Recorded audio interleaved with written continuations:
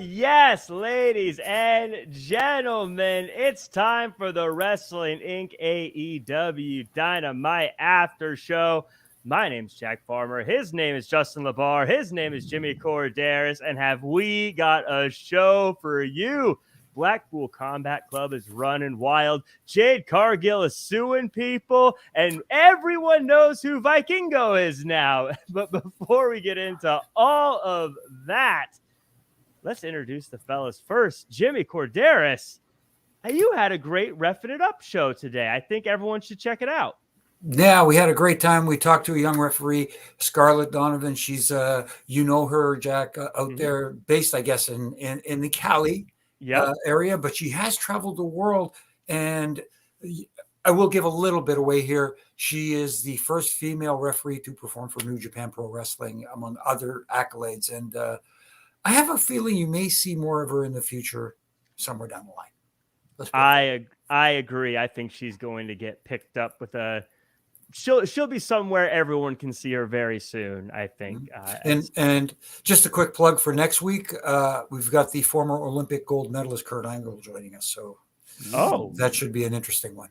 That's WrestleMania week worthy, right? Yeah, no kidding. And I wonder if the Daniel Pewter discussion will come up. I don't know if I should stay away from that one or not. I don't want to get ankle locked on. Hey, it's your health at risk, so I say do it. Good point. If it's my health, then I steer clear. But if it's your health, just go for it. Yeah, why not? But speaking of health, Justin LaBar, the Spar with LaBar champion, taking on all comers at any time. Justin, how you doing today, fella? I'm good. I'm pumped. It's a Triple J on a Wednesday this week, and I don't know if you're available next week. I know Issa's out next week too, so I don't know. I mean, this is exciting. I can't do next week. I'm going to be at Wale Mania.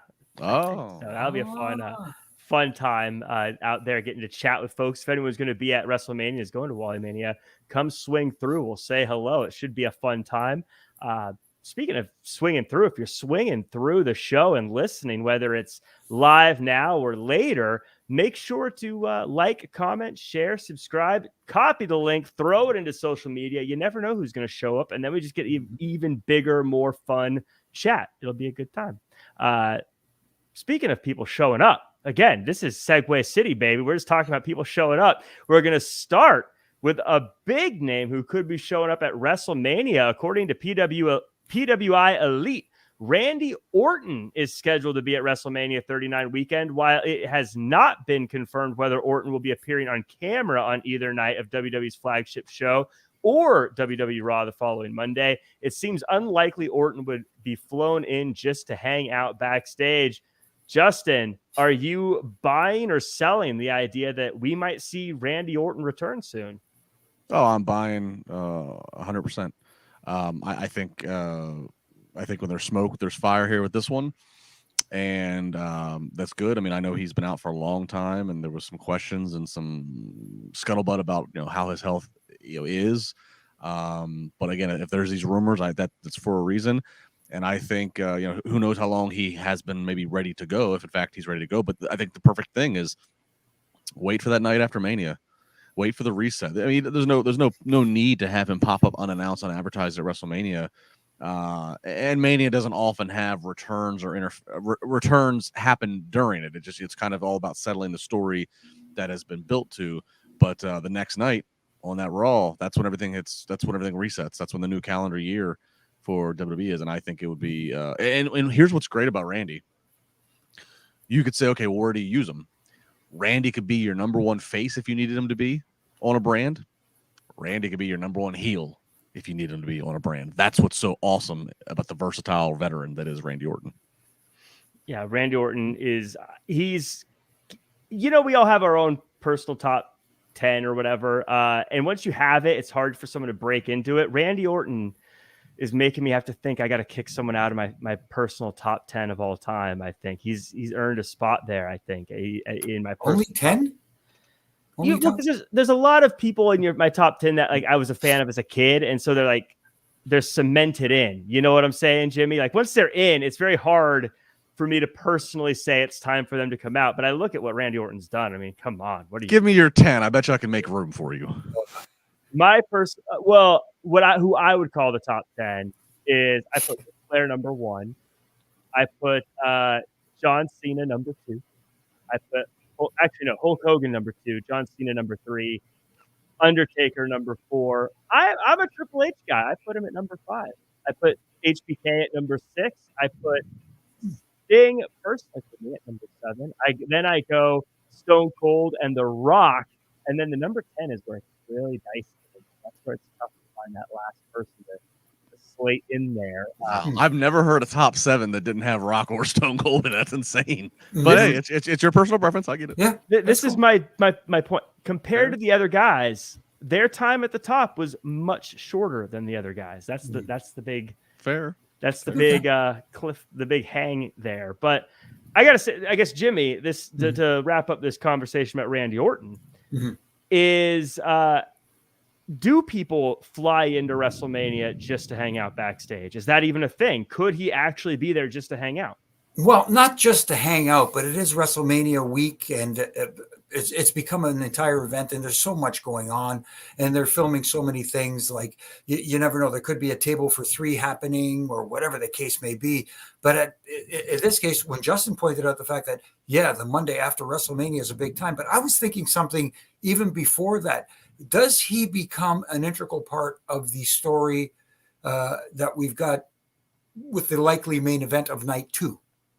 Cody and Roman Reigns. He doesn't have to actually come out and physically do anything, but we were expecting The Rock to be a part of this for so long, and it doesn't look like he is, but maybe there's where you see the reset button going after WrestleMania. Who do you have for Roman Reigns? Roman Reigns could, point a finger at Randy Orton for whatever the case may be. Yeah. And start like you said, start the new season there. But on that logic, I would say then Orton shows up at the last SmackDown. Because of his history being the mentor to Cody at Once Upon a Time and Legacy and what have you. But again, I think that would be I feel like that would be a really big bullet, again, not needed on your go home final show before Mania. But Jimmy's right. I mean, they do a lot of things. The only thing I would say is, there's been word as the sale is a potential sale is kind of looming over. I have heard that they are trying to, I think Wrestling Inc. even had a story about this. They are trying to streamline expenses. People that they normally would fly, I'm talking staff or, office people, whatever, people that normally fly to be on site, they're saying, no, you're going to work remote back from Stanford or whatever. So again, kind of like every expense is probably gonna be looked at a little bit closer this year because their financials are being, shared and due diligence by potential buyers. So again, if they're going to pay to fly Randy in, pay to obviously give him, the accommodations they would give him, I'd have to think it's to translate to have him on camera at some point. Yeah. And I think, Justin, to your point, you could use him anywhere. He's such a star that whatever he does, he would legitimize the 24/7 championship if he wanted to. I wouldn't count on that being what he comes back for, but if he did, I think he could. We got a couple of fun super chats just to get into before we carry on. Corey Pride says, with the start of the show tonight, I allowed myself to think CM Punk was back for a millisecond. As it turns out, wishful thinking. I am of the thought with someone like CM Punk, just like before when he had been away. Until I see it, I don't think it's happening. Right. It doesn't matter what I see or hear. Until I see it, I'm just assuming it's not going to happen. But Tina Miller, and we're going to talk about this in a little bit with a super chat here. Friend of the show, Tina Miller, says, I was told I wasn't a real wrestling fan because I didn't know who Vikingo was. Well, now I am after tonight. I've been watching wrestling for 31 years, and I finally made it Queen Way. I'm going to let Corey Pride in his super chat respond. Tina, don't worry. People are idiots. So I hate the gatekeeping of you don't know who this person is or whatever. It should be fun. It should be like, I'm so excited you haven't seen who this person is because you're about to get your mind blown. This is incredible. Any thoughts on that kind of attitude, guys?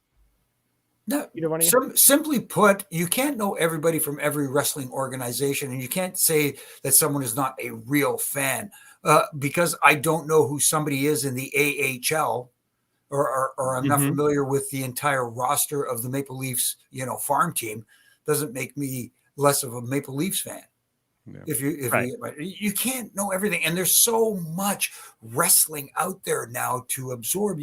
There's other interests out there. People have other interests. Like I said, I like hockey. I like watching, the Blue Jays. I like football. There's so many other interests. I can't watch every single wrestling promotion out there. Yeah.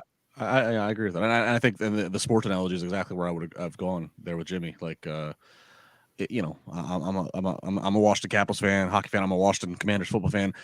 No, I'm not going to be able to tell you at the start of training. I'm not going to be able to tell you everything about every single person that comes to Commanders training camp. All 100 whatever. But it doesn't. Trust me, it does not make me any less of a fan. The flip side is to people that, and again, if you are a pro wrestling fan and you really dig the moves and you like to watch all the in-ring action you get your hands on and your eyes on from all promotions around the world, that's good on you. That's your appetite. That's your buffet to go after. I might then counter you and say, all right, well, can you tell me all about every single person in WWE? And they might, and then they go, no, because there's people in WWE that aren't interested in them. It's like, well, okay, I can. And, and I can then pound the stick and say, well, WWE makes more money than anybody else in the pro wrestling / sports entertainment space. That's what I deem. It's just all a matter of everybody's criteria, everybody's appetite's different, and it's not that's what it comes down to.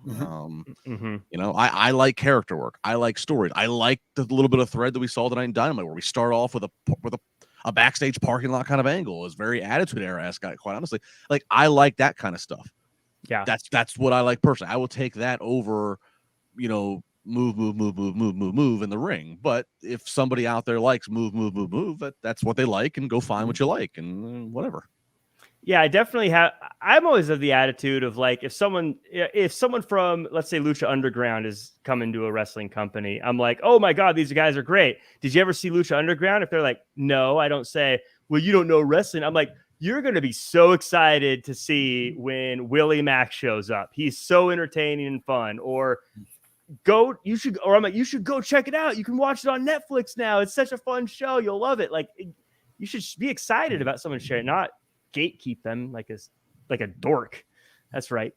Call those gatekeepers a dork. Like you said, make it a positive. If somebody, like, for example, I'm not a big into Lucha Underground, but at the same time, somebody comes up to me and says, "Hey, Jimmy, you should check it out sometime. You might be impressed with so and so and so and so and so and so." Okay, now I might be inclined to tune in and just say, "Hey, you know what? Let me check it out and see what it's all about." Yeah, it's fun. I don't know if you'd like it. It's definitely hocus pocusy, but it's done in a very kind of tongue in cheek way that makes it fun. Jack, I did not know much about Lucha Underground, and then I went out there in LA for the filming of the season 2 finale. Mm-hmm. And, in that warehouse that's turned into a studio and soundstage essentially, and whatever. And I don't speak a lick of Spanish, and most of the crowd does. Right. Most of the crowd in that Boyle Heights neighborhood does. Yes, and they were so patient to the white guy who doesn't speak a lick of Spanish. And mind you, I'm there attending the season 2 season finale, and they film all the stuff like a TV show. So like nothing's aired. So like I don't know any of the things that have led up to why we're at this climax of finale. Like, I don't know the backstory because it's all been filmed and hasn't been televised yet. But all these people have all been at the tapings, and they were so patient to tell me. And they really, it was nice, the lack of tribalism. Yes, it was what you just said. I did not know who this person was, and then they would nicely kind of give me a quick 30-second recap to catch me up to speed. And it was such a cool community and environment to be in. And I so it's good that you brought that up, because I wish that kind of environment was more widespread across wrestling, especially via social media. Yeah, it's exactly. Well, we'll continue on here as AEW announces a partnership with Canadian companies to expand its House Rules touring. According to a press release, AEW will be partnering with the Feldman Agency and I think it's pronounced Turbo Entertainment Is that how you pronounce? Do you spell turbo Tourbo? No, Jimmy, it's not like the word honor, where in the US it's spelled HONOR, and up here it's spelled HONOUR, or labor. This is, I think it's pronounced turbo. Turbo. Okay. Like, having to do with touring companies, I think. But if you say it quickly, it's turbo. Turbo. Well, in any case, I believe. I'm not 100% sure. Don't quote me on that. They're described as Canada's leading live entertainment companies, and they want to expand House Rules series and, quote, provide support to explore multifaceted brand partnerships. These are, and Justin, this seems like another question that's right up your alley, or a comment.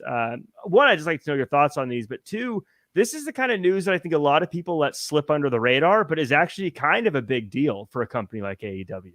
No, I think it's a very big deal, and I think I don't know about this company. I don't live in Canada. I don't know anything about their specific body of work, but based upon how they're described and just doing a Google search of them, I think this is a smart partnership.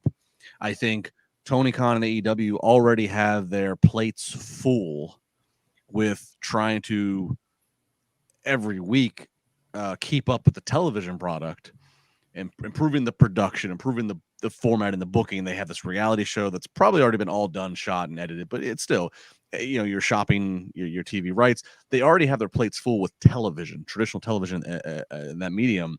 That, okay, if you are going to branch out and start to do these non-televised things and making your live event experience something that's important, because you only get one chance to make a first impression. So if they go out and start doing these House Rules, events, and it's a cluster, and whatever, word's going to get around quickly, and you're going to be sunk before you even really get going. So I think quickly partnering with a group that specializes in live event experience, not TV, but live event experience, and that's everything. And that's all the other things. That's the marketing of it. That's the extras and other things you can do to get the community involved, what have you. That's a smart play by AEW. That's a smart, recognizing what you don't know up front and bringing in people that can help you with that. So I think it's a really good move by them. It only stands to help them. It's not going to hurt them. Jimmy, as they get these house shows going, do you think that this is going to, what kind of impact do you think house shows are going to have for AEW, having been to many house shows yourself over the years? Do you think that this is going to help them, hurt them? Are we not going to see a difference? What do you think the house show environment is going to do for them? Well, it depends on the current way the fan thinks, because back in the day, house shows were where they made their money. Mm-hmm. House shows were the dollars and cents of a company, and that's why there was so much emphasis and time put into it. Now it seems the big money's in television deals. Mm-hmm. So that aspect has changed, so to speak. But at the same time, you still have to go out and get your reps in. I mean, you can make some money in house shows. Obviously, they had the House Rules show in Troy, Ohio this weekend, which by all accounts went fairly well. Mm-hmm. Especially from an audience standpoint. I know people say, wow, they didn't book a big building with like 10,000, 15,000 or anything like that. Start off light and grow your business. And I like the fact that they're not leaping with both feet in and their eyes covered, head first into the pool, so to speak. They're feeling their oats. Yeah. And hiring these it's two companies, basically the same company, because they're under the same umbrella, basically, for ownership, is a good first step. It shows that they're serious about moving forward and doing it right. Yes. So we'll see how that goes. I'm eager to see how it plays out. Like I said, I think it's one of those things. It's not a flashy headline like so-and-so signs, Goldberg signs with AEW or anything, but I think it'll pay dividends. Yeah, and really quickly, sorry to cut you off there, Jack. Yeah. It's you talk about people who are working and over inundated with work at AEW, as Justin was referring to. They do have some people with that experience, live house show experience, working in the background. Obviously, a Jeff Jarrett, Raphael, my old friend of mine too. There's some guys there that know the live event / house show, basically nuts and bolts. Mm-hmm. So they do have people in place, and having a company like this helping them do it in a professional manner, more power to them. Good luck. as we get ready to get into reviewing this show, I do want to, again, just give a shout out to everyone and make sure you like, comment, share, subscribe. We got a really cool tweet today from @LTabor22 saying, I'm listening to this tomorrow at work. Best podcast ever. Well, guess what? I hope your work day gets a little bit better because we're shouting you out, Mr. Tabor. I don't know how to pronounce the name. I apologize, but thank you so much for giving us a listen over there. Tell your supervisor or boss you just got shouted out on your podcast and to leave you alone for a few minutes so you can enjoy it. Tell him LaBar sent you. Yeah. And if he doesn't like it, he can spar with LaBar. Exactly. And if that's not good enough, then he'll get counted out. Yes. And if that's not good enough, I will talk about it from a safe distance away from the danger. But everyone in the chat as well, by the way, we got Craig Burks, Sherrod Jones, Blue Chew, Mr. X, Justine back in the chat. Good to see you. Jeroy J, John Millard, Antonio Garcia, Adam McFarland, Kang in the chat. Hopefully not Kang the Conqueror, but either way, good to see you. Ted Turner, big bucks rolling through, coming through. Clay Ford, Ethan Cruz, and I'm scrolling up the chat here. Ricky Zaldivar, there was a listener from London, Tina Miller. I want to make sure I shout out our listener from London. George Bartley's here. Victor, where'd it go? Oh my goodness, I'm so sorry. Say you're from London, and I'll give you a quick shout out again. I can't scroll back that far, I guess. But the London listener, shout out to you. Yeah, it's late. It's early morning there at this point. Yeah, it's like what, like 3:30 there. Well, Dylan Matthews, the GIF King, I always like to give a shout out to. He's from Australia, so he is in tomorrow. He's in the future, by the way.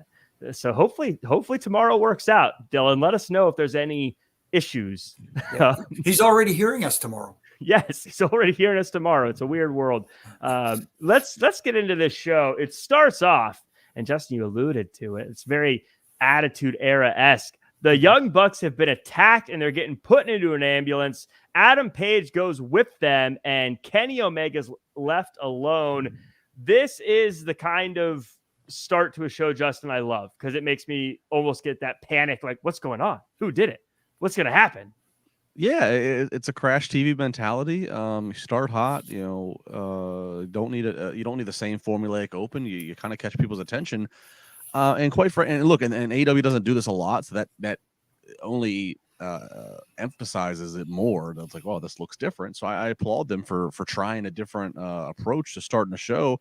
Their first segment's usually one of their most viewed segments. So whether it be because of it's just earlier in the night and we just have seen then wrestling shows, that's just where the viewership is. They also have a great lead in with Big Bang Theory. So I mean, I applaud them for that. The knock on them, and I'm part of this knock, is the lack of stories and development. It's a lot of like dream match here, whatever here. So I like that this at least starts a thread for the night of a who done it, and it puts Omega now isolated, and he's got this big match later. So I like the thought process behind it. Execution of the entire night, we'll talk about as we go. I'm not 100% on, but again, I like the attempt of what was done here. So yeah, so I like the first opening minutes. I was on the edge of my seat paying attention. In general, I feel like AEW struggled with storytelling, but I feel like since I've said since Revolution kicked off, it's sort of gotten back on the rails a bit. And Jimmy, I want your thoughts on the start of this, but also later Excalibur saying he got a text from Brandon Cutler saying it was the Blackpool Combat Club that attacked everyone, which I think we all kind of figured were the guys, but just to Justin's point, this developing story.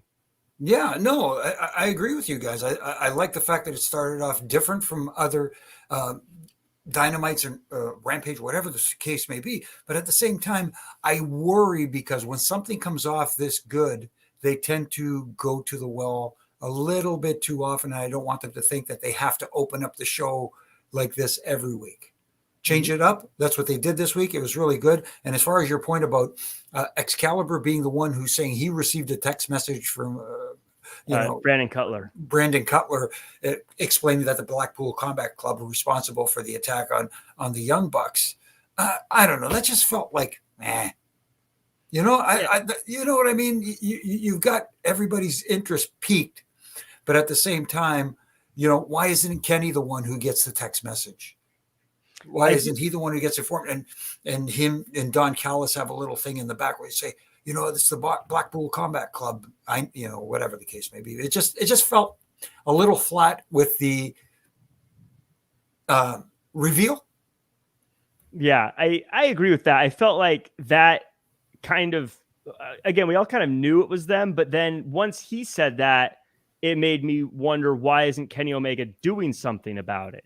He's just kind of going, oh, I guess they attacked him. When it was a mystery, I mean, even though we as viewers and everyone kind of figure that's probably who it is, we can say, hey, he doesn't know, so he can't go knocking on the door of the Blackpool Combat Club. But Justin, I want to just get to the last backstage segment of this story. We'll save the main event for the main event, but of course, later, Omega is upset that he's not at the hospital with his friends, but Don Callis seems kind of excited that Kenny Omega is going to be going singles again. And this is the thread of the story. And again, we'll talk about the end, but this is what really piqued my interest, because the interpersonal relationships of groups, as we've seen with the Bloodline, can be the most fascinating stories. Yeah. And there has been a long-standing history of, back when Omega and the Bucks were at odds, like Callis was kind of like that poison pill that was in Omega's ear. He was kind of the thing that stood in the way. So, I mean, while there was a break in it, I mean, there is some backstory to it. There's some consistency to it. And Callis certainly is just a heel through and through. It's hard to ever put him in, he's kind of like, he's not as good, but it's the same situation as Paul Heyman. It's very hard to put Paul Heyman in a sympathetic role. He's just such a good sleazeball, what I mean? So It's kind of the same principles. So again, I'm okay with it. Again, execution, which we'll get to later in the end of the night, I was like, but overall, though, the approach I like the approach of what they're trying to do. Again, and it was the story that was threaded through the night. And that's good. I think that's a good way to do things. Because in the past, Dynamite, I think, has been too isolated of each segment's just their own thing. And it's, sometimes a head scratcher of, well, why is this now? Why is this before that? Why is this, so this was good. It at least gave you something to keep tuning into for 2 hours and advance the story. It is funny. Yeah, I can't imagine Paul Heyman ever being sympathetic. No matter, they could do like a bum ass Corbin thing with him. I would never sympathize with Paul Heyman. It would never turn. You'd still be, yeah, good. You're a terrible person. He's just the, and he leans into it too. I mean, Heyman leans into it in his life. He leans into being just the greasy used car salesman. He's all in.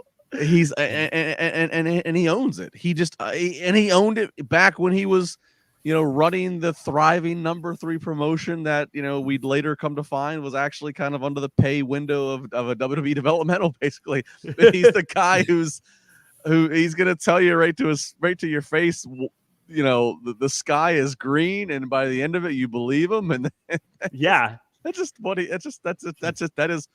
Paul E. Dangerously. It's Paul Heyman. It's a great, yeah. But he's made some money off of it. Yes, I do love Don Callis though as a jerk too. I mean, I think Paul Heyman's the GOAT, so I can't compare anyone to him. But Don Callis is incredible. Sure. I did want to give a shout out. Steve Wilson is who is from London. So Steve, thank you, Stephen Wilson. Thank you so much for coming through and staying up late to join the show. We appreciate you here. Thank you, Steve. Mind the gap. We get to the opening match here, and it's a fun one to kick things off. It's Orange Cassidy, Darby Allin, and Sting going up against Kip Sabian, Butcher, and Blade. And it's 3 of the company's most beloved characters getting a win over a team of ne'er-do-wells. Outcome wasn't in doubt, but I don't think that was really what this one was really all about. I think it was us getting to see people we love getting a win. Mm-hmm. Jimmy, something I hear people talk about all the time. Orange Cassidy starts off every episode. I'm going to tell you, I love the idea of Orange Cassidy kicking off every episode. I think he's one of the AEW's most popular stars. I think that he's someone you want on TV when the Big Bang Theory audience is still tuning out. I think that people love the idea of a champion that competes every single week, and he's a champion that does just that. I think he's just a great talent to have on in that spot. Convince me I'm wrong. Well, I'm not going to convince you you're wrong, because if that's your opinion, that's your opinion. I just don't like it. Again, if he's the first, for lack of a better term, the first act we see every week, then it becomes formulaic. And then you run the risk of people saying, okay, here it is again. He's, starting off. Let's see him in a different situation. Let's see him in a different spot. And we did see him in a kind of a different spot this week in a 6-man tag. But I think the idea for this 6-man tag, it was exactly what I was expecting. A lot of chaos and a lot going on, and rules really not meaning anything. But at the same time, that's basically what this was supposed to be anyways. And I think it was more going to, fast forwarding to the ending of the match, it was more a showcase for Sting, because Sting, the icon, and kind of, I think it was meant to pass the torch a little bit to the young guys, like in Orange Cassidy, because we saw at the end there, after the match, Sting standing in the middle of the ring. Orange Cassidy put his sunglasses on Sting. And, Darby's over in the corner staring up at the, what was it, the Double or Nothing thing? Yeah. And here is Sting, looks like he's going to do the full Orange Cassidy thing by putting his hands in his pockets and stuff like that. And they don't shoot it. They miss it completely. And that would have been so perfect for the home audience to see that Sting is endorsing Orange Cassidy. And they blew it. I'm sorry. Sorry to go on a ref and rant here, but they blew an opportunity there. This is where the company's growing pains come to full showing.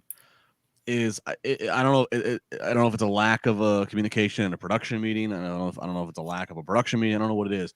But to further Jimmy's point, commentary seemed to have the notes that Darby's staring at the Double or Nothing billboard that's hanging from the ceiling, and they really want to sell. And they even show the clips of last week of Darby and Jungle Boy and the third one. The third one. The third. I forget It's what's his name? Don't you know? Sammy Guevara. Sammy, thank you. I'm just joking. And somebody's gonna be in the comments like, oh, how do you do this podcast? You get to do. You couldn't remember. It's like, all right, we're live. We're like doing a lot of things. We're talking like try to remember as much as we have to remember in a moment. Yeah. So, whatever. Yeah. But because they had the replay of last week queued up and everything, it seemed like that was the focus. That's what they knew they were going to do, was we were going to sell Darby's focus on Double or Nothing and focus on MJ, those other stuff, which is fine. But like Jimmy said, maybe it was done rogue, and it needed to be communicated. But you have this cool moment of Sting puts on the sunglasses and kind of like endorses Orange Cassidy. But it's like that all needs to be sorted out. What are we shooting? Are we shooting Darby, and are we showing the flashback, or are we shooting Sting and the thing? Are we shooting both of them? But it didn't. It was a bit of a mix up. So I get that point. And again, we have the luxury of Monday morning quarterbacking this thing. Mm-hmm. Looking back at this episode, again, your first segment's usually one of, if not the biggest audience.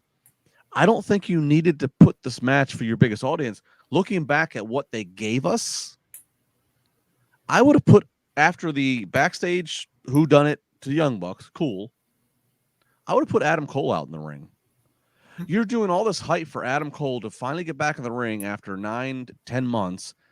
And coinciding is the synergy to him and Britt are a big part of this reality show, which is also debuting next week.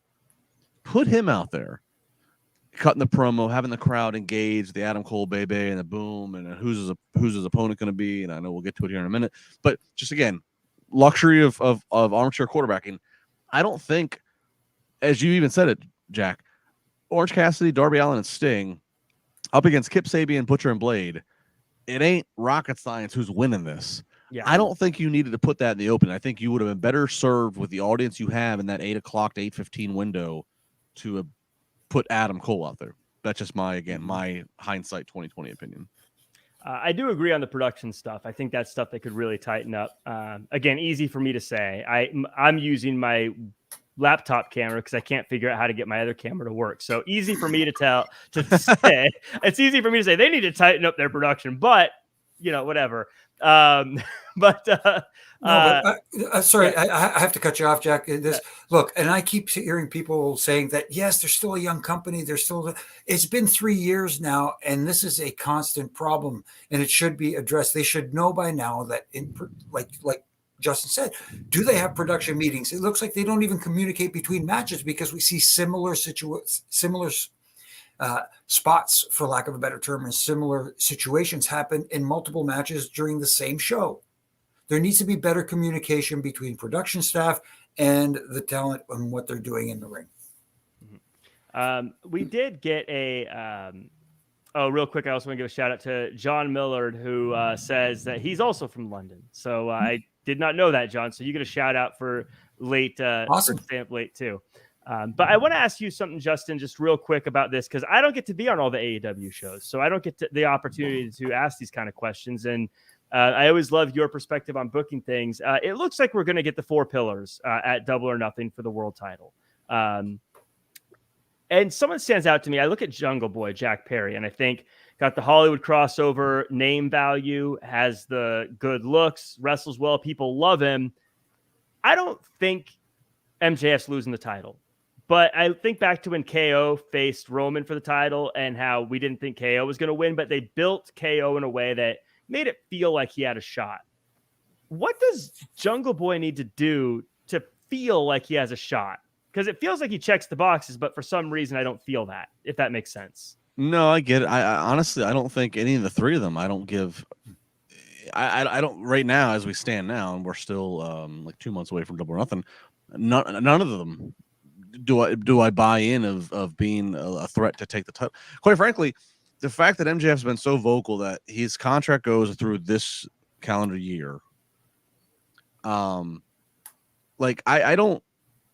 None of those 3 strike me as that they're gonna take the title right now off of him. Okay, if it's November later this year, and you build Darby really up, and Darby even said there's not going to be any more. Darby's AEW for life, and he probably is. If you really try to build up something, and it's November, and it's MJF versus Darby, at that time, I might say, okay, maybe this is where they put all this investment on Darby's backstory and build or whatever. Maybe Darby does take it because they got to get the title off Max, because they don't know if Max is going to be under contract much longer. But where we stand right now, and that's kind of the danger of what they've let happen here, is they've been so open about, unless MJF has signed some contract extension behind closed doors that only he and Tony know about, and he's using the whole bidding war of 2024 as promo fodder. Unless that's the case, it makes me just go, so if he does have a fatal 4 against Sammy, Darby, and Jungle Boy, he's not losing to any one of them right now. Mm-mm. He's just not. No disrespect to them, but he's just not. None of them come across as guys who should be holding the title at this moment. Right. So, quite frankly, Double or Nothing is like, I know that's like their mania. That's like their. Is it? I feel like, do they have one? In my mind, I always think the September All Out show is that, because that was kind of the genesis of their creation. But they actually look at, since Double or Nothing was their first actual paper, because they had the press conference in January many years ago in Jacksonville, and May was their first pay-per-view. They kind of look at that as their, because when the first All Out happened in September, there was no AEW. It was just the independent show that Cody and the Bucks put on. And then that January, they had the press conference in Jacksonville. That's where Jericho showed up, and he's part of it. And then that May was the first actual pay-per-view they did under the AEW banner. So they look at the May show as like their Mania, and the most graceful respects as compared to Mania. Yeah. So it's like, I'm thinking like that's just not, like, I don't buy MJF losing any one of them. You know what I mean? So to your point, to answer your question, I don't think there's anything that Jungle Boy or any of the other 2, Sammy or Darby, can do that's going to make them feel like they're viable chances to take the title off of Max just yet. And I guess, just for clarification, the reason I asked about Jungle Boy specifically is Sammy's clearly got something going. Darby's clearly got something going, but Jungle Boy right now has just finished whatever he had going. And so now is sort of the one that needs something, I guess. But, and I asked about the mania, which ones are mania, because I feel like I feel like they need one that we all agree is like, okay, this is the one. But I never feel like they do the every show is our Mania, and I'm like, well, that doesn't that's not the case. You can't say that. That's like the NFL saying every game is our Super Bowl. In any case, we move on. The Guns versus Top Flight. It was a fun one. Guns get another title defense. Top Flight looks good in the process. Jimmy, before getting into the after match shenanigans, tell me, I thought this was the kind of match I wanted to see the Guns winning before they became the champions. Personally, building that underhanded, sneaky, jerk kind of attitude. But they did it today, and it looks like we're building a little bit of an undercard with Top Flight versus the Kingdom shenanigans. Right. They planted some seeds here, but the one thing I'm really impressed with, like you said, the Guns winning in underhanded fashion. That's what I like. And they're generating heel heat. And that's what it's all about. And they've got a great mentor in Billy Gunn. There's somebody who, a master of tag team wrestling and knowing how to get heat as a heel. He also knows how to be a babyface. So if that time comes eventually down the road for the Guns to turn babyface, I think they will be just fine. But again, like you said, maybe the way in the fashion they won leading up to their winning the tag titles, yeah, you can make a case for that. But at the same time, I like them retaining the titles under those circumstances as well. Yep. And Justin, to you, I want to go to that after match promo and get your thoughts on it, but also a super chat we got from John Jordan that says, guesses from all of Triple J on where FTR goes and stays, if they go or they're going to stay. The care they're taking with language on all forums keeps me intrigued. Am I just getting worked? Justin, so your thoughts on that, and just kind of talk me through this post-match promo. Yeah, so post-match, for those who didn't see Dynamite or are relying on us as a resource, they come out and the Guns say, there's nothing you can do that's going to make us, we've already beat you, and we're not, nothing that's going to make us fight you again. And finally, the offer that gets the Guns to accept is FTR says, what if we take on, we fight you, and either we win these tag titles, or if we don't, we leave AEW forever. And there's been a lot of speculation on the internet. We know I think it's been confirmed. FTR's contracts with AEW end sometime in April. And FTR, Dawson even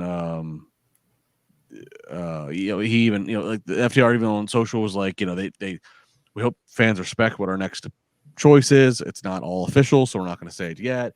They just did a podcast all about Triple H and their experience. So there's a lot of like, all of that said, it makes you feel like, oh, they're going back to WWE. They were stars at NXT under Triple H's NXT.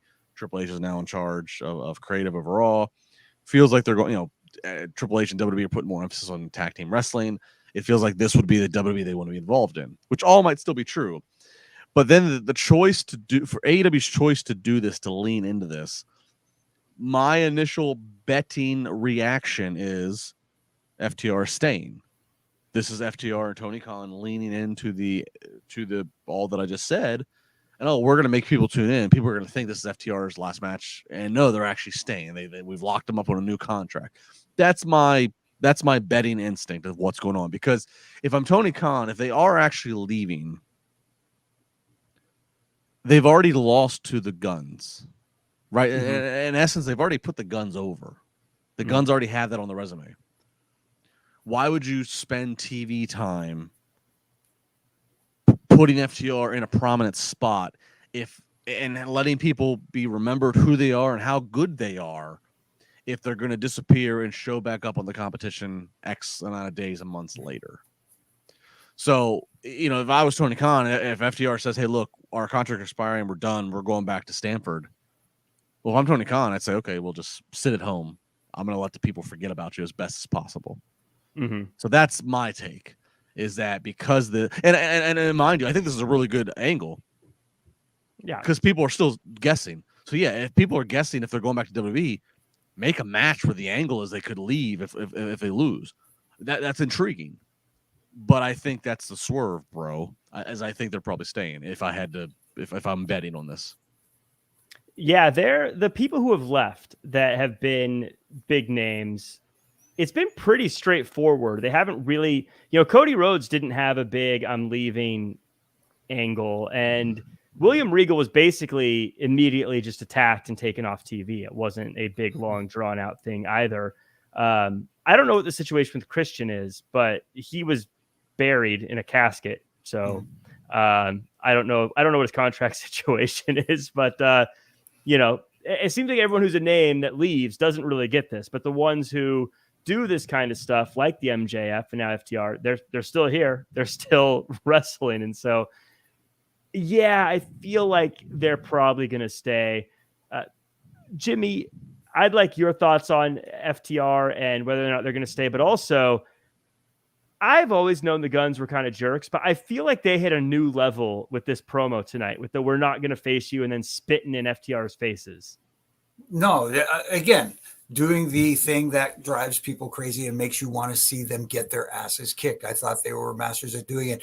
A little too with the spitting, but I didn't think they had to go that far. But hey, again, it got the reaction where people went, "Oh man, somebody punch this guy in the mouth, please."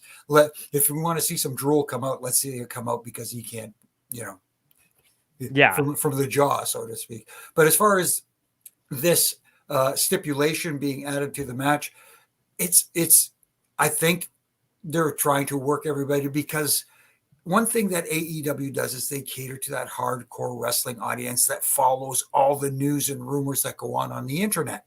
So they're online and they're going, "Ooh, maybe FTR is going back," because, like you mentioned, Triple H and FTR have a good relationship, and Triple H realizes how good they are. So maybe, with Triple H in charge now, he convinced them to come back and he'll take care of them and that sort of stuff. And all this chatter going on back and forth and people going, this is a way to let them go.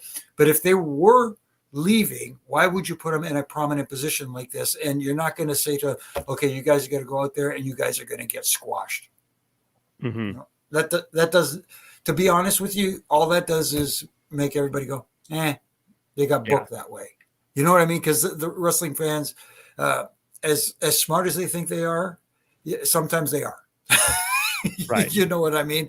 And they could see through the crap. And why would you want to risk putting a crappy match on one of your main, pay-per-views and stuff like that, or main shows, and run the risk of people going, "Oh, that sucked."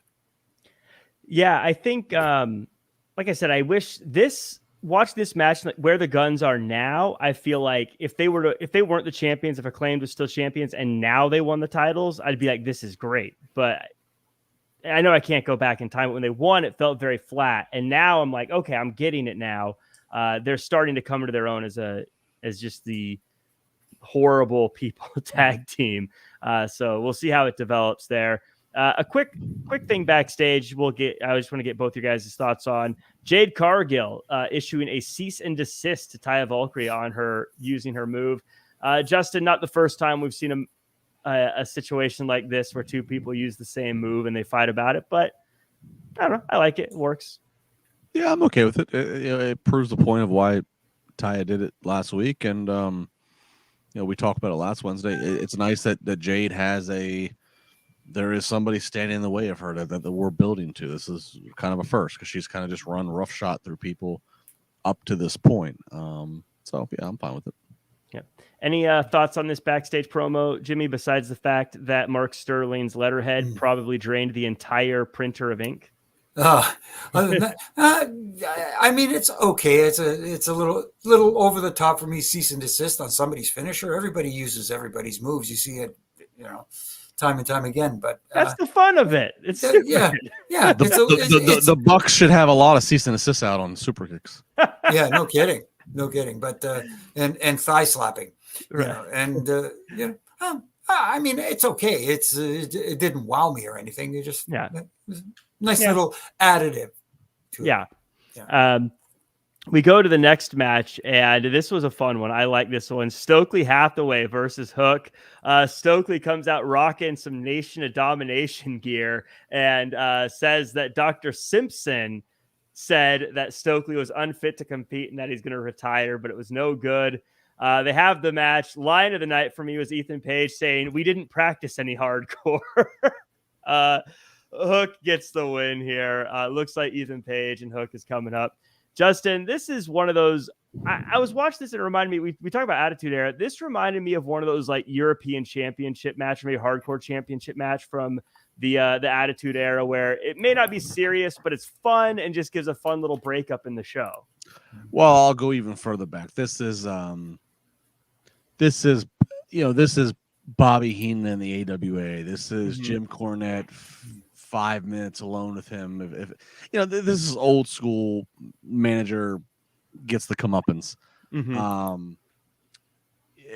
a lot of little things. It's Doc Sampson. Is the doc. The doctor's note. It's a wing stop receipt, and it just says with Sharpie, he's sick. I mean, it's stupid. It's just cheap. Cheap heat, cheap escape. And Hook beats his ass for the most part. I was fine with it. Whatever. This has been going on for a while. They showed the recap to let you know that this has been going on for a while, so I was okay with it. Of why Hook has a problem with Stokely, and as you said, there's some funny little backstage things. The rest of Stokely's guys are, they're kind of training him, but kind of enjoy seeing him get his ass kicked. So I was fine with this. The biggest thing was giving people the context of why, and they did give a review. They did give a recap real quick, and that's, if they didn't do that, I would have had a problem, because this would have looked really random otherwise. But they gave the review. It was fun. It was what it was. Yeah. Jimmy, I'd like your thoughts on this kind of matchup, but also Ethan Page versus Hook. Will Page be the one to beat Hook? You never know. It's hard to tell. But as a fellow Canadian, I wouldn't mind seeing Ethan Page, because I think he's an extremely talented individual, and he gets the, as far like people in AEW diehards don't like the term sports entertainment. He gets sports entertainment. He gets me interested. Yes, and I get Hook's gimmick of being the silent type, but at the same time, you can't be the silent type and get all the way over, so to speak. You have to be able to communicate at some point. As far as this no DQ match, it was fun. It served its purpose. Let's put it that way. I would love to see in that group Ethan Page and Big Bill. I feel like they could be very serious contenders at some point for big things. So I get that sometimes you got to fill the comedy role, but I'd love to see those two guys break away at some point and become bruisers. And both would be great, just standalone singles. They don't need. I love Matt, and Private Party seems fun, but they don't need this. They don't. Big Bill does not need to be in this group, and Ethan Page could. I don't know why they felt the need, and I guess because everybody's involved in a stable, but like prior to this, he was in the Dan Lambert. Ethan Page doesn't need that. He can stand on his own. Big Bill can stand on. It's the result of they have too many freaking talents. Yeah, they have too many talents. They have a lot of shows, but the only one that matters is Dynamite. They have too many talents. Yeah, I agree. I think both those guys. Yeah, I agree. I guess that's all I'm trying to say here. Speaking of talent, though, we got a returning talent, Adam Cole, baby. It says next week he's going to face Daniel Garcia. Garcia reminds us that he's beaten Brody King, Ricky Starks, and Bryan Danielson. Jeez Louise, he actually has quite a resume building. Adam Cole says this match will be a statement that one of the best pro wrestlers on the planet is back, baby. Jimmy, is this a game changer for AEW getting Adam Cole back? It definitely can be. Again, it all depends on how he is booked going forward. Adam Cole is a complete talent who gets this business, and he could be a huge babyface, and the fans want to cheer him. They want to, he has that whole bay thing going. You know what I mean? It's just, he's got all the tools. It's just a matter of whether they put the tools in their right spots. Yeah, I think that Daniel Garcia is going to be a good person for him to have a match with, because it can be a good one, but also one we know he's going to win. I feel like Daniel Garcia taking a loss doesn't really hurt Garcia, but no. Just I want your thoughts on Adam Cole and what he brings, but also I am a huge huge fan of the potential I see in Daniel Garcia. I know he's not the main event guy today, but he's only like 24 years old. I think that he is growing, and I could see him being a very big force in the next 10 years. Garcia is the right opponent here. He's somebody, as you said, he lists his resume, so he's got credibility. But he's also a guy that you can just easily, if you're booking this, accept that, okay, Adam's going to beat him. I don't know if I share the same investment value as you do on him, on Daniel Garcia. And that's just because, yeah, he's got the victory on some notable people, but he's still just kind of a generic guy. He doesn't pass my airport test, I guess is what I'm going to say. Now, that said, Adam Cole is barely 6 foot. So it's not like he's somebody who's going to turn heads in the airport, but the moment that you give him a microphone, he's larger than life. He becomes 8 feet tall. Mm-hmm. And so I'm an Adam Cole fan. He has it. He has the IT. He's the guy who, with the music, with the entrance, and then he does it in the ring. But at the end of the day, the in the ring stuff is to me, is such a smaller part of it. He captivates you by the moment the music hits. He's a guy I could make a case for if you have contractually locked down. He's a guy who should beat MJF when that time comes. If you're going to have MJF drop the belt, and if MJF maybe is leaving AEW, if that all happens. Adam Cole's a guy I could see that you can, because while he's not the airport test in the sense of he's walking through baggage claim and is going to, have all kinds of heads turned, he does have that charisma. He does have that ability, again, to make himself from 5'11", 6 foot to make himself 8 foot. He has that. If I'm Tony Khan, he's a guy I better make sure I'm keeping happy, because if the contract runs out and he gets a chance to go back to WWE, and now WWE's under different creative management, I think Triple H would pluck him in a minute and would plug him into a very high level spot. So I'm a big fan of Adam Cole. Garcia is a fine first opponent, but I don't believe for a minute that Garcia is going to beat him. And I still think there's a lot of work to be done with Daniel Garcia. To me, he is still just kind of one of the generic fall men in the JAS. I agree with you about Adam Cole in the sense, I think if you're any wrestling company and you have a shot at getting Adam Cole to come in, you back the Brinks truck up and you try to make it happen. Like I said with Daniel Garcia, I don't think he should be the world champion tomorrow. I don't want anyone to think that's what I'm implying. I just think with his age and what he's doing, 'cause I think he understands he's being a douchey JAS guy when he comes out. I think he understands, and I think the little tease of I'm the best sports entertainer, you can kind of hear the crowd is getting behind. I think it's going to be one of these things where in the next few years, it's a few years thing. I'm saying not that it'll lead, not by double or nothing. I'm not saying it'll lead to a match with him and Jericho eventually, and that'll be his time to shine. But it's not there yet. He's the fall guy right now. Oh yeah, for sure. And Jericho's a master at getting young talent over. And he will do that.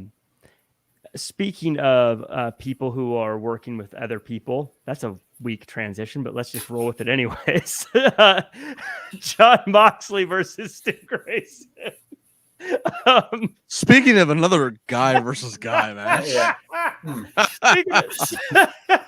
Speaking of pro wrestling. Speaking of conflict. We get Jon Moxley versus Stu Grayson. A lot more competitive than I would have thought, but still a lot of fun. Later in the night, they attack Grayson while he's with the doctor. Jimmy, what are your thoughts on Stu Grayson coming back and the thoughts of this little mini rivalry, side quest, as I call it, with Blackpool Combat Club versus the Dark Order? No, he's a good talent. There's nothing wrong with Stu Grayson coming back. It just felt that, at least for the first part of the match, there wasn't a chemistry there between him and Moxley. Everything seemed it seemed a little off to me, at least, anyways. But he's a good addition to that club, and I don't to that group, the Dark Order. So them feuding with the Blackpool Combat Club for now is good for, I think, both of them. It gives them both a little bit something to do, but at the same time, it almost felt like we're trying to get too many people involved into something. Again, like Justin said earlier about something, getting too many people on TV. And as I like to say, trying to cram 20 pounds of potatoes in a 10-pound bag. It's one of the problems that AEW is that they try to get as much of their talent on as possible, even in situations where it doesn't need to be. Yeah, I think with this, because at first when this story was first happening, I felt like Blackpool Combat Club is kind of punching down here at Dark Order. It's not exactly they don't really match up, I guess, in the stats department. But Justin, as I was watching today, this actually clicked for me that that's kind of the point, is it makes them seem like jerks, because Dark Order, no matter how much they lose, seems to be lovable underdogs to the fans, and they don't like seeing guys beat up on them. And I think that if Blackpool Combat Club just went straight to feuding with the Elite, we would go, they're all tweeners. But now that Blackpool Combat Club is sort of picked on Dark Order, we know that they're bad guys and we can hate them. I agree. It does cement, if we're trying to transition the Blackpool Combat Club, who just a few months ago were, we prayed to William Regal and now Regal's gone. Now we're making the transition to them being heels. This does kind of really help solidify that, right? And you're right. The Dark Order, Stu Grayson individually, was, I guess, not under contract for a while. Now he's been re-signed, and I was really impressed with them last week, I have to say. So there's that, and the Dark Order. Look, this is and it's an emotional subject to say, but this is reality, I think. Ever since Brody Lee passed, the Dark Order does have this kind of universal babyface position with the audience. They do. When Brody passed, rest in peace, when he passed, they were being pushed as a top heel group. But once he passed, and obviously death is real life, of course, everybody was immediately willing to flick the switch and cheer Dark Order and kind of view Dark Order as an extension of memorial to Brody, basically. So I agree with what you're saying. Dark Order kind of gets this pass of it just being right now this kind of eternal baby faces for the time being, and Stu's a good story, as I just said. So I agree, it is a punching down by the Blackpool Combat Club, but it makes sense. It's like, who can we pick on? The fans are just immediately gonna connect, sympathetically with it, and that's the Dark Order. So if the thread of tonight's story is who done it, and who done it was a Blackpool Combat Club, I have no problem with them picking on the Dark Order. It's to Stu Grayson's point, I'm really glad they signed him back. He's incredible. I was actually watching this match and I felt like he seems like he would be a good Blackpool Combat Club guy, to be honest. He looks like he'd actually fit in with that group. Maybe that's what's going. It totally caught me, by the way, when they beat him up with the doctor. Yeah. Jimmy? Yeah, no, it's just the only thing about Stu, he doesn't look as snug as the other guys when in the ring. That's all. He needs to. That's very true. I talked about Daniel Garcia earlier, and the chat blew up talking about another guy that is a star, but I think he's a star right now. Ricky Starks calls out Juice Robinson, says, "You want to fight? Let's fight at the next." I wrote next week, but I think they later said Rampage. So Juice Robinson versus Ricky Starks, Rampage, Saturday night. Jimmy, is that going to get you to tune in? Unfortunately, no. That is a match that should have been set up for next week's Dynamite, so that more people can see Juice Robinson and get a hold of it, who may not be as familiar with him. This was an opportunity to showcase him against someone like a Ricky Starks, who's, like you said, is someone who is over right now. Unfortunately, Rampage hasn't been getting the audience that they were hoping for, and now it's at a special time. It's on Saturday night because of scheduling conflicts. March Madness. March Madness is in full effect. So maybe I get the idea behind it and wanting to get people to tune in and hoping that this match helps. I don't see it happening. This should have been a Dynamite match. Justin, I see you shaking your head, and I think we're all on the same page here. This should be a Dynamite match, but talking about the balance of booking, if you want people to tune into Rampage, but at the same time, when you put a big thing on Rampage, the first thought is, why isn't this on Dynamite?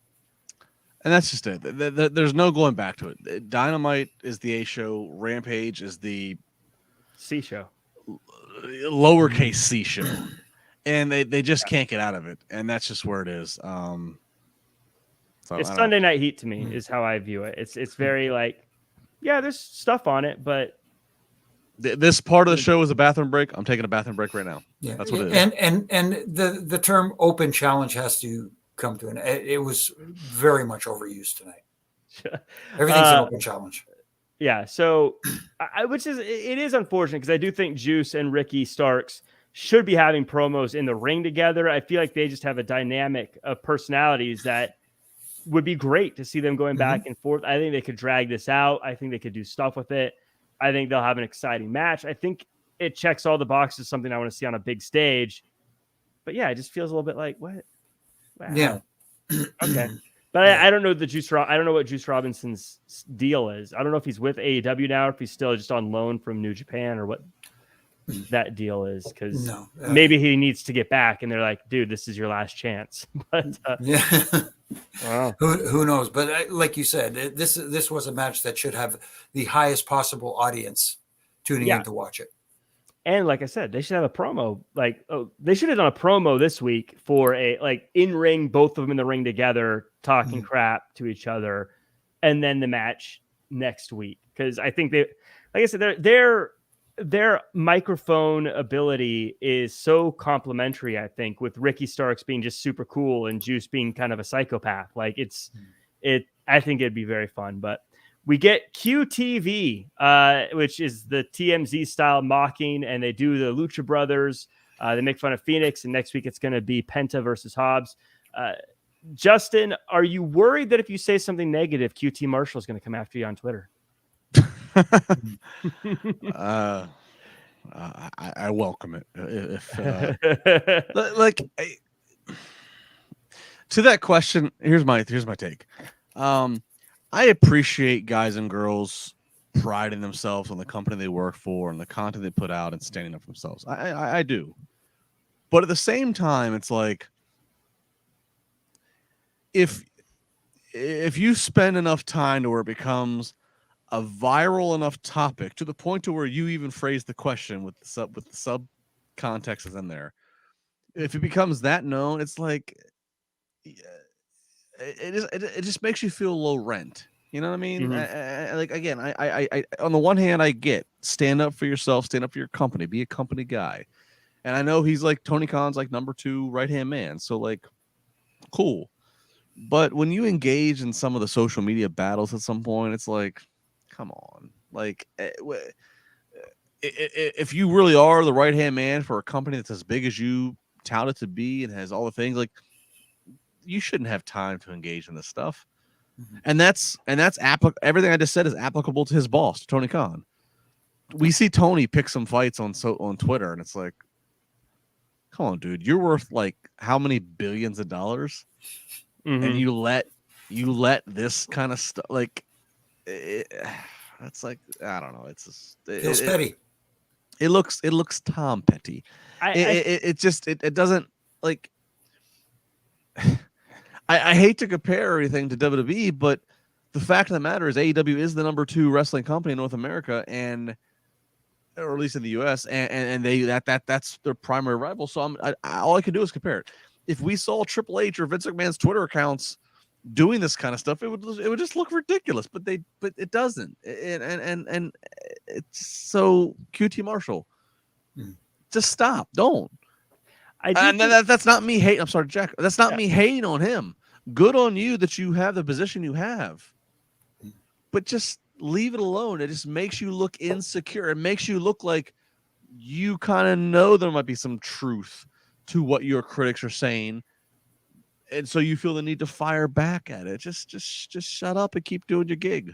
In his defense, I think it started as a bit of a character thing, and then spiraled a little out of control. But that said, if you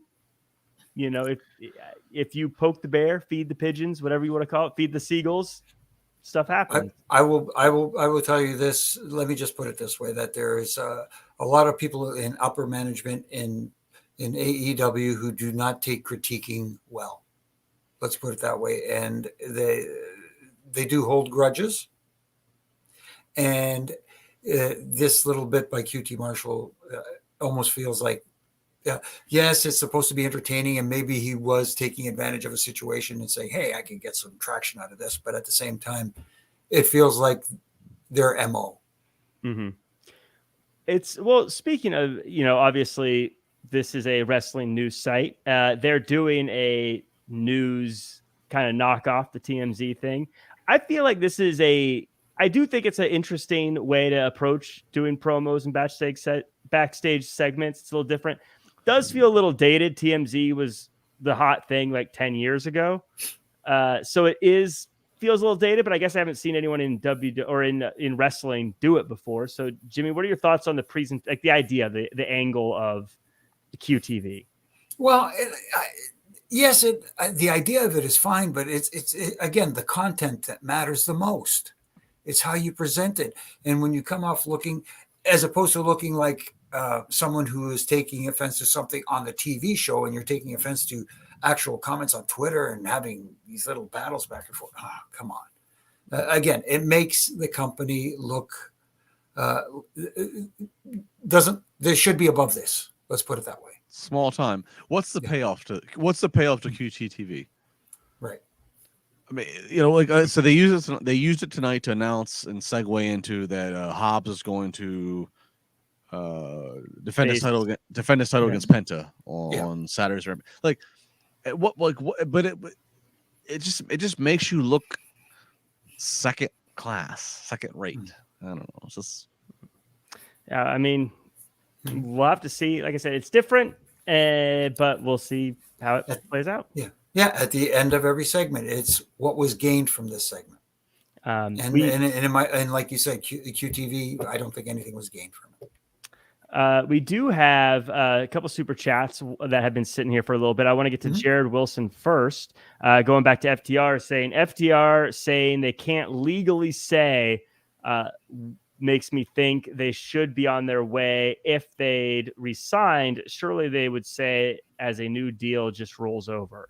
Not necessarily. Not necessarily. They might see, them and Tony Khan might see that the wrestling world is on pins and needles thinking, oh, maybe they're leaving. And so you use it as they are to cliffhang a match with the stipulation that they're going to leave the company. This is actually just kind of this would just be capitalizing on their staying, and we're going to make people who are second guessing it tune in. Yeah, I think it's smart either way to not say it, even because it also, and this is what the whole point is, maybe they are legally allowed to say. That's just what they're saying. Yeah. That's the whole point of it, So we'll see about that. But we do get to Sky Blue versus Tony Storm. It's an underdog against a team of bad guys. Sky Blue could have got the win, but the ref got distracted. Sky never recovers, and Storm eventually gets the win. Before they can spray paint Sky Blue, Rioho and Willow come running out with a pipe. Corey Pride gave us a super chat a while back, so thank you for being patient. Justin, Corey says TK has done a better job with Tony Storm than Vince. No, he hasn't. And Vince didn't do it. It wasn't Vince doing Tony Storm. It was now this look. Sky Blue. There's things about her. Lots of room for improvement. There's things about Sky Blue that I actually kind of focused on that I liked. I think she's somebody as an AEW homegrown might have some long-term potential. Again, but overall, this whole outsiders, outcasts angle, I'm still not believing a whole lot. I just don't. I just don't. So try again next week. I'm digging it. I like the Outcasts. I think it feels too fake. It feels too fake. I mean, that's me. But go ahead, tell me what you look about it. To me, it feels. I think they look like a team. I think they act like a team. I believe that they would hang out outside of AEW. I think the biggest thing for me I hate with groups is when they're together, and I think these guys aren't friends outside of pro wrestling. I feel I'll give you that. Damage Control, for instance. I don't feel like Io Sky actually hangs out with Bayley. Fair, I'll give you that.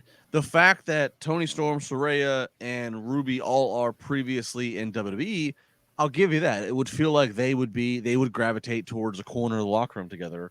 I'll give you that. So that synergy makes sense. This whole we're here, like this whole thing of us versus the homegrowns.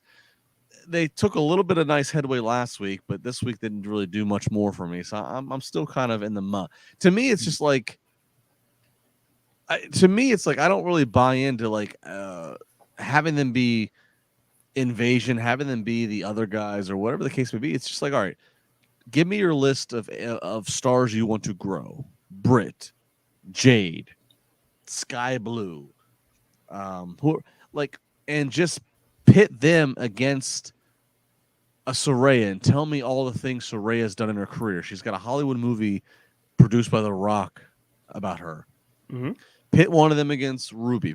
I don't this very NWO light Invasion angle feels whatever. Like, have these established girls get your newer talent over so we can all just grow. I feel like we're just treading water doing what they're doing right now. Well, you're the tiebreaker, Jimmy, as the referee in the room. Who's getting the dub here? What do you think of this one? Again, this is one of those situations where this whole story caters to a specific segment of the audience, the us versus them, and it resonates with those who have an issue with the old guard, the WWE. You know what I mean? So it's again. It could be done better, I think. I like the concept of the us versus them. Hey, we came here to show you guys what this business is supposed to be about, or to show you all, we came from the other company only because we want to, we want to elevate yours. Build themselves up as they're better than the homegrown talent. But at the same time, it's just not resonating. They're not hitting their marks, for lack of a better term. So to Jimmy's point, it doesn't even come across as we left our other company. Like, let's just call it. This whole thing gets parallel to like a very light outsiders invasion, birth of NWO, right? Yeah. When that happened in 1996, it felt like Vince is sending Razor and Diesel and then eventually Hulk there to overtake the company. Mm-hmm. That's what it felt like. Mm-hmm. This feels like, and this is not completely historically accurate, but this is what it just feels like on a generic statement. This feels like Vince didn't renew the contracts of Paige, Toni Storm, or Ruby Riott. So they get signed as Saraya, Toni Storm, and Ruby Soho. And, we're going to try to make ourselves a bigger deal here. When it's like, no, it's like you guys got discarded from the previous company. Mm-hmm. When Diesel came to WCW, when Kevin Nash came, he had just worked The Undertaker at Mania 2 months prior. Razor had just came off being mid-card IC. Like, it doesn't compute. It doesn't feel like these are the three baddest women who are the three biggest free agents in the world who AEW just landed, and we're going to have them come in and threaten the AEW homegrown. No, it looks like here's just ladies who they just decided not to sign for one reason or another again. And that's just that's the reality of this to me. I think because I agree, I get what you're saying. I'm not gonna discount anything there. I do agree. I think it's a little bit of reverse booking in this case, where I think they found themselves in a situation as opposed to having to plan with them in the first place. But I also know that the women's division in AEW has struggled to get a full division going at any given time. And so I think I look at it more as this is kind of a rough takeoff, but it's leading to giving opportunities to a lot of people. Ideally, Willow and Sky Blue and Riho would have been people who have been winning matches every week for the past year before this happened. And these, the Outcasts would have come in as people who are banded together. So I totally agree with all that, but without really anything there, and even though they've been around for years, they should have a more full division. It feels like it's going to give them a bit of an uplift. So maybe I'm grading on a curve, if that makes sense. Maybe, yeah, but like you said, it is a deep division, and there's only so much television time to showcase these talents. Yes, you can see them on their web shows, but still, we're not at the point where the web shows generate the traffic that you would hope it would, like TV does, right? At least for now. Yeah, it's just, again, Sky Blue, potential there. Willow Knight, yeah, but you have Riho coming out and she's like half smiling and she's running to come attack them. Mm-hmm. She's got a pipe that's bigger than her. Like, at some point there needs to be a quality test of who should be on TV and who shouldn't be. I mean, I do agree. I would love to see Jade Cargill walk up to the Outcast and say, I'm a homegrown AEW star. Why don't you pick on me? Exactly. Yeah. Right. That would be way more compelling. That's what I would love to see, because I think that would be, to me, that print money is to see these three now go, oh, shoot, what did we just get ourselves into? Have Jade have a moment of conflict with Britt, with Jamie. Britt and Jamie Hayter are the two most over women, right? Yeah. And they're from the same camp. So, almost have a point to where Saraya, Tony, and Ruby are, and again, we didn't even see Britt or Jamie Hayter tonight, which we didn't see them. We didn't see MJF, whatever. I mean, Kansas City kind of got screwed tonight. But like, have the Outcasts, outnumbering the over AEW homegrown women, and then have Jade, who is only, have Jade, who's not aligned with Britt, have Jade come out there and look, reluctantly is there with Britt and Jamie and just say, look, I don't like y'all, but we all watered and created this grass, and now they're trying to come in, and then now you have a 6-woman situation. You have something, you have a story there, and then once you get past that story, then you have the Jade going, okay, Jamie Hayter and Britt Baker, we move past the Outcasts. Who's the true homegrown star? And now you have something else to like. I just, I don't know. The booking of the women's division is just constantly always a bit of a question mark to me of what the priority is. Well, we'll give Jared Wilson the final word on this, because we got a super chat. So that's what you get when you send in a super chat. The last word. Outcast trying to play Outcast lacks authenticity. Yeah, it's hard to peg them as Outcasts when you probably know they're getting paid more than the other girls. Right. That is a painfully true comment. Now again, Hall and Nash were getting paid better than most anybody else in WCW was. They love their favored nations, but none of us knew that. Right. We thought they legit were. It's different at times. That moment Scott Hall walked through the crowd was such a moment for me as a wrestling fan. But we get to our main event here, and we get Vikingo versus Omega. We get a hype video beforehand. They explain the background of these two. My question to you, first off, Jimmy, is: do you know who Vikingo is now? I know better who he is now. Like little glimpses here and there, but at least I got to see him. It's just my question is this: yes, they built this up as a dream match, but at the same time, it's a dream match for a specific audience. And you talk about the two most important parts of a show are how it starts and how it ends. If they were going to, since they did the post-match, which we'll get to afterwards, the post-match stuff after this match, why not do this match at the beginning? And that way, either that or leave the post-match stuff off and let the match be what people remember going off the air. Because that's what people remember most. What they see last is what they remember most. So you had all that interest, that wild stuff that they did, the great, inventive stuff that they did in the ring. And then it was all like an afterthought after we got that angle afterwards.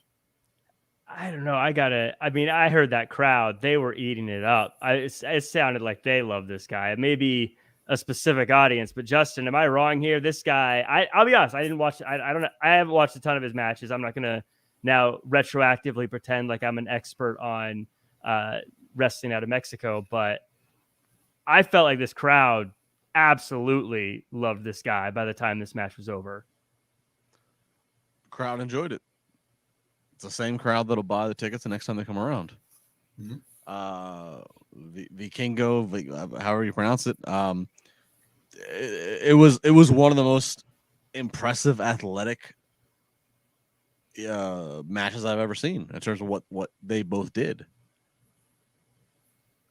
But I don't think they gained a single new audience member. So again, crowd, fight forever. This is awesome. Energy's there for the main event. That's all cool. Energy's there. It does segue to Omega for the post-match stuff, which we'll talk about. But I don't think they gained one damn extra viewer. Everybody that watched this is already is watching anyways. It's as simple as that. And then never mind, we could go into the minutia of nobody sold a damn thing. Yeah, I mean, like, I joked about it. The move that I tweeted about that he does, it's viral. Like, I joked, said, "Oh, it's heads are gonna explode when he kicks out of 2." There wasn't even a pinfall attempt after half of the incredible moves that were done. There wasn't even an attempt to win the match. You go to wrestling school and you get taught when you have moments in your match, go for the pin. It was asinine the amount of moves that were done. There was no pin that was attempted after. What the F did you just do the move for? Mm-hmm. Whatever.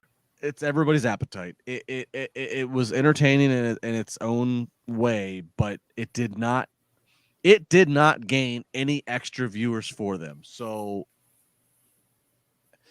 if that's how you want to use your main event spot for a guy who up to this point at 11:38 Eastern time, I have not seen the graphic for. He's all elite. He has not been signed. I guess that's your prerogative, but I don't get it. I don't understand it. I mean, again, it is what it was. What it was. Crowd enjoyed it live, fine, but I tell you, it did not gain one extra viewer. Everybody who watched this already knew who both of them were and already tuned in anyways. Nobody is now going, "Oh my God, I've never watched AEW Dynamite in my life. I have to watch it now every week because of that match." And oh, by the way, that guy's not going to be on every week. So, well, I know you guys know what I'm going to say.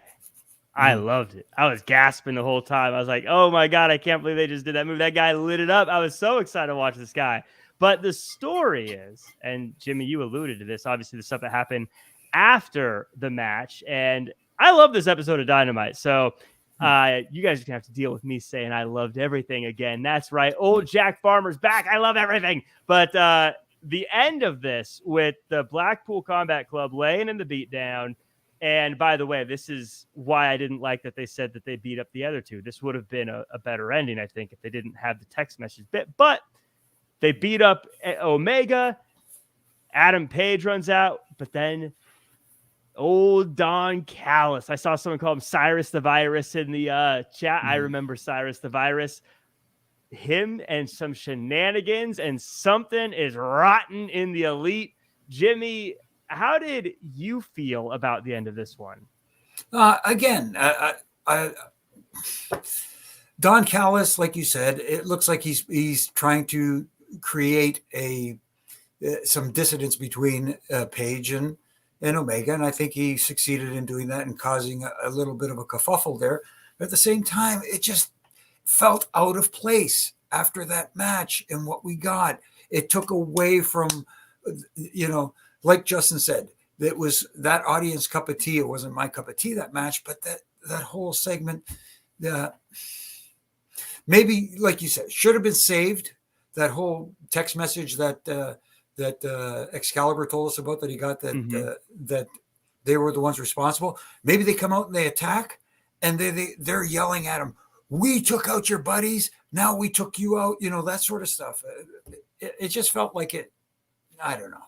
It didn't work for me. Let's put it that way. Justin, something that's interesting about this to me, and of course, I want your thoughts just in general, but of course, the old story with this gang is that slowly it was Adam Page that got pulled away from the Elite years ago. Now it looks like it's roles reversed, where maybe Omega is going to get pulled away from the Elite. I feel like that's a fun long-term storytelling reward for me as a fan. And I'm interested to see where it goes. They were a little heavy-handed, I would say, a little obvious about it. But what are your thoughts? No, again, I don't mind the long-term storytelling. And as I alluded to earlier, Don Callis has kind of been that poison pill always there in Kenny Omega's ear. All that's fine. But the execution of it tonight was clunky. Like, Callis is kind of pulling at Page, and then he takes the, big back bump and to sell it to Omega that, he just got. It's like, well, can Omega just quickly pull up his phone and watch a replay and see that it wasn't? It just didn't compute. It didn't. The idea made sense of Callis does something so easily cheap that continues to pit Omega, questioning Page, realigning with him. But it's like, AEW is a company that touts that we're in 2023. Can Omega just quickly again pull up the replay and say, "Oh, Don, you easily flopped there. There was no problem here with Hangman." So I don't know where we're gonna go from that. I would have rather the angle not even happen tonight. Again, have the great match that was for the fans that wanted it, and the fight forever. Have the Blackpool Combat Club attack afterwards and get Hangman out there, make the save, but just end it there. The Don Callis thing didn't really. It doesn't make sense. It doesn't make sense the way they did it. Yeah. So I agree. I think it would have been a lot, even if it was just a simple Adam Page shoves him off of himself, hey, just get off me. But then if Callis oversells it, and then you go, okay, well, maybe he did push him. Did you push him too hard or not push him too hard? But when you just do the Eddie Guerrero, you're right. You'll just pull it up on your phone and go. I mean, just a flip side. Just have, even this. I mean, have Callis and Hangman get into words, and Callis pushes Hangman. Hangman then bumps into Omega. But even then, it's like, again, they can all just watch the replay and see what happens. I don't know. It's just for a night that I appreciated storytelling, starting from the Bucks getting attacked and who done it and all, for a night that had some long-term storytelling through the 2 hours, the decisions and the execution at the end of this was just very vanilla. So, well said. What say you, Jimmy? You have anything to add on to that? No, I can't add anything more onto that. I reiterate what Justin just told us, and again, people are going to kill me for this, for saying it. Always try to think too much. Sometimes keep it simple. Stupid is the best method to go. It's easily understood by your audience and what's going on. When you try to add the extra little layers, sometimes there's too many layers to peel back, if that makes sense. Well, let us know in the chat what you guys thought of the show. I want to give a shout out to Chris Wendt for saying, please smash the like button like Hulk smashed Loki and Thor. Love it. Yes, hit the like button. Thank you guys so much. Like, comment, share, subscribe. But let me know. Give me a out of 10 ranking for the show, or any thoughts that you guys had that stuck out to you the most. Before we go, though, Justin, final thoughts, and where can the world find you online? Again, it was overall, it was a kind of meh Dynamite, but I do appreciate, again, the story that they try to run with the Bucks here. Overall, I don't think viewership's going to be, maybe it goes up slightly, but I don't think it's going to be a big gain, and maybe it's a loss. I don't think they're going to move the needle big on this, despite the dream match. I think when we look at this segment by segment, whenever we get those numbers, this final quarter hour is not going to be amongst the highest. So take that for what you will. But if you enjoyed it, good on you. I'm not trying to piss on your parade, but it was what it was. But follow me at Justin LaBar. I think my next on the mic will be Friday morning, Spar with LaBar, Busted Open Radio, channel 156, where I'll probably make my official WrestleMania predictions. Nice. Ooh, I'm gonna try to get them from you on. You're on Raw next week, right? Yes. I'm gonna try to get your official predictions there. Oh, your next is gonna be before that, though. I'll be before that. Maybe I save some for you. I don't know.